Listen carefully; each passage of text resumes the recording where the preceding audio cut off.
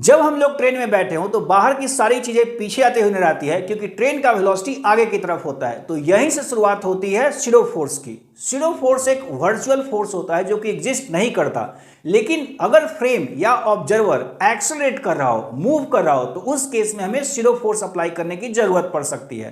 तो एग्जांपल के लिए मैंने ये सिचुएशन लिया है कि मान लिया जाए ऑब्जर्वर ए ऑब्जर्वर बी है, ए रेस्ट में है आपका और बी एक्सेलरेट कर रहा है। अगर दोनों ऑब्जर्वर इस ब्लॉक को ऑब्जर्व करेंगे तो क्या फर्क होगा?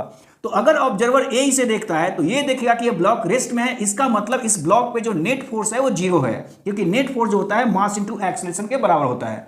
लेकिन वही अगर ऑब्जर्वर बी जो कि इस डायरेक्शन में एक्सेलरेट कर रहा है, तो वो जब इसे दिखेगा तो इसका एक्सेलरेशन पीछे की तरफ होगा, क्योंकि ये खुद आगे की तरफ जा रहा है।